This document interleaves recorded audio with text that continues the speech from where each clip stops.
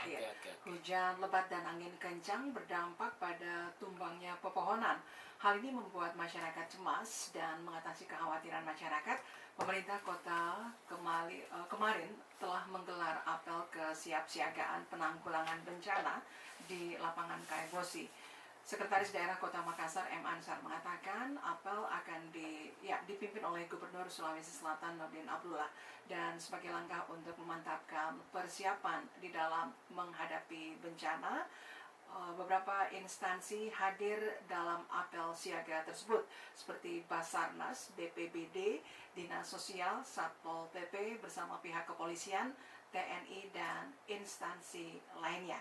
Ansar menambahkan apel siaga bencana ini dilakukan untuk memastikan kesiapan petugas dalam mengantisipasi bencana alam yang mungkin akan terjadi, termasuk dari dukungan logistik dan lainnya. Ini memang Pak Rusli ini kayak artis ya, sedikit-sedikit ada telepon yang masuk.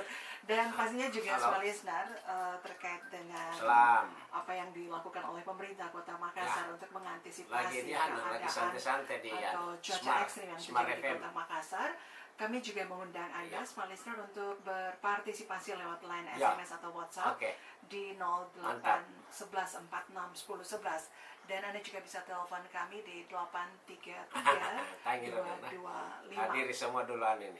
Dan informasi tambahan small listener dari BPBD Kota Makassar mencatat ada 5 kecamatan yang masuk wilayah yang rawan banjir.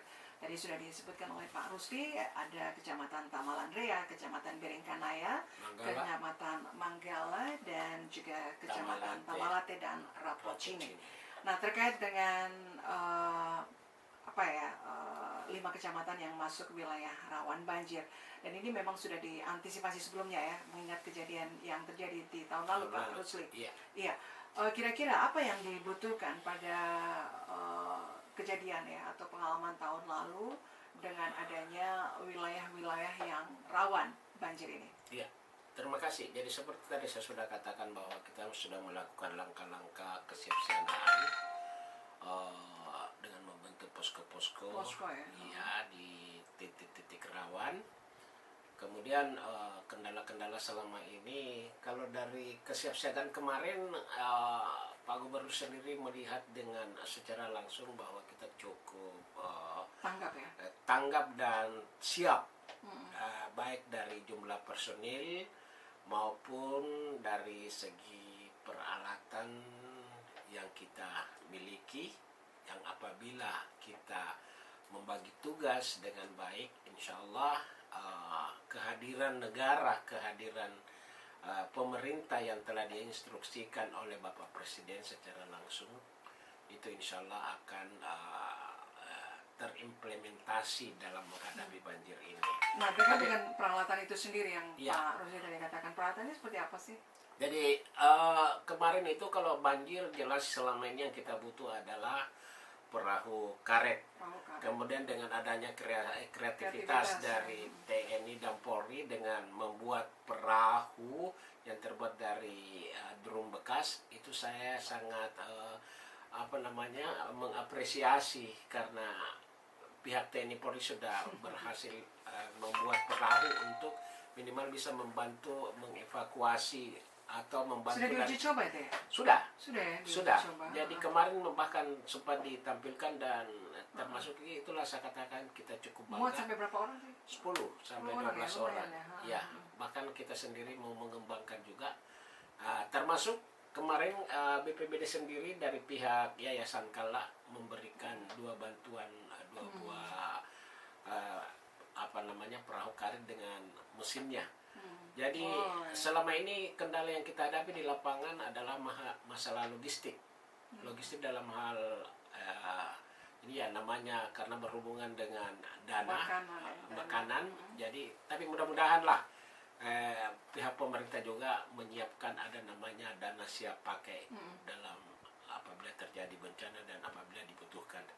Jadi kita sudah berkoordinasi, sudah secara umum bahwa Kota Makassar khususnya dan Sulawesi Selatan secara umum siaplah untuk menghadapi cuaca ekstrim ini, terutama masalah banjir dan genangan. Iya. Dari kelima titik yang rawan banjir itu, Pak Rusli, untuk saat sekarang ini masih aman-aman ya? Ya masih aman, karena aman. kita selalu mengupdate setiap 1 jam, kita menempatkan anggota dan berkomunikasi lewat handy talkie maupun RIG, HT, dan tidak terlepas dari media sosial seperti WA dan telepon langsung. Jadi kita selalu mengupdate laporan-laporan dari tenaga-tenaga kita yang ada di lapangan. Dari posko-posko yang Dari disiapkan, posko-posko ya? yang telah kita siapkan di lapangan. Nah itu kan persiapan dari peralatan sendiri tadi sudah ya, seperti disiapkan perahu karet, Ya. kemudian ini ada inovasi dan kreativitas dari pihak Polri atau TNI. Ya. Ini perahu yang terbuat dari drone bekas. Kemudian untuk jumlah personil yang dilibatkan, Pak Rusli, Ya, jadi kita dari mana-mana saja. ya, jadi kemarin itu mungkin bayangannya adalah semua yang ikut apel kemarin. Iya, jadi seperti kita dari Pemkot ini, BPBD sendiri kita diinikan untuk satu SSK, jadi kurang lebih 100 orang. Kemudian terwakili, dibantu dengan stakeholder dengan peralatannya, ya sekitar 2000-an lah. 2000-an? Ya, yang Ada siap. masyarakat umum juga dilibatkan? Ya, termasuk potensi masyarakat umum yang kemarin ikut hadir, yang memang biasanya kalau ada terjadi bencana khususnya banjir, justru mereka sendirilah yang biasanya pertama yang nyampe dan memberikan informasi. Demikian, Mbak. Dan itu saya termasuk sangat bangga dengan masyarakat sekarang ini, karena tingkat kesadaran empatinya itu sudah tinggi melihat saudara-saudaranya yang mengalami musibah. Dan inikah juga yang dikoordinasikan dari pemerintah Kota Makassar ke pemerintah kecamatan ya, Pak? Iya.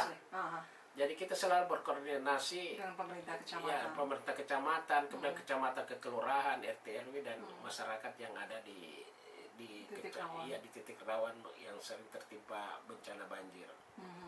Nah, kalau melihat atau pemantauan beberapa kanal di Kota Makassar ini memang sudah layak atau masih belum layak nih untuk mengantisipasi banjir, atau perlukah ada pembersihan kanal kembali? Jadi saya lihat kepala sendiri bahwa memang sudah dilakukan pembersihan, termasuk pembersihan dari rumput yang sering tumbuh di kanal-kanal itu. Enceng gondok. Jadi itu setiap 2 kali kalau tidak salah dalam setahun dikeruk, termasuk sedimen-sedimen yang ada. Secara umum ya insya Allah lah kanal-kanal dan drainase kita mudah-mudahanlah tidak ada lagi yang menghalangi kendala.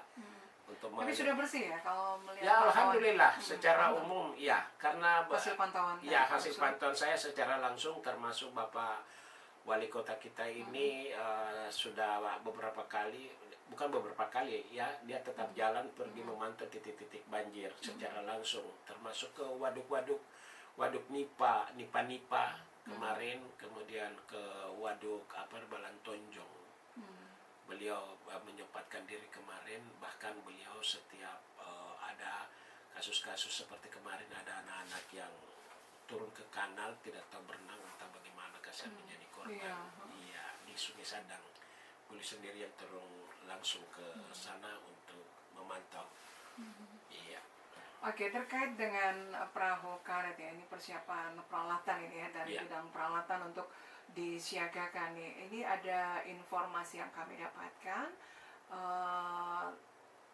dari 8 perahu karet yang disiagakan untuk menanggulangi ancaman banjir akibat cuaca ekstrim.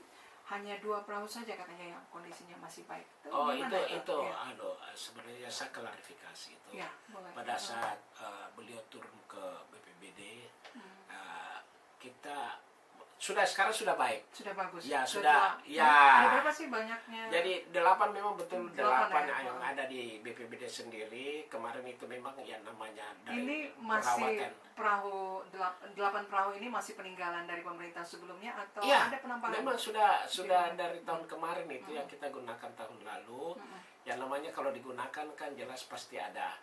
Bukan juga rusak bagaimana, maksudnya bocor-bocor sedikit. Harus lah. adalah servis berkala. Iya, jadi itu yang informasi itu pada sehari itu juga sudah kita tempel, kita perbaiki dan kita nyatakan bahwa sudah siap.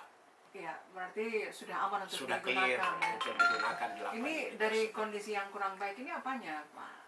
Memang tidak bisa di. Enggak, cuma itu saya katakan bocor-bocor, yang bocor-bocor kena pagar apa semua itu kita tambal. Jadi kemarin pada saat berita diturunkan itu besoknya udah sip semua 8 unit.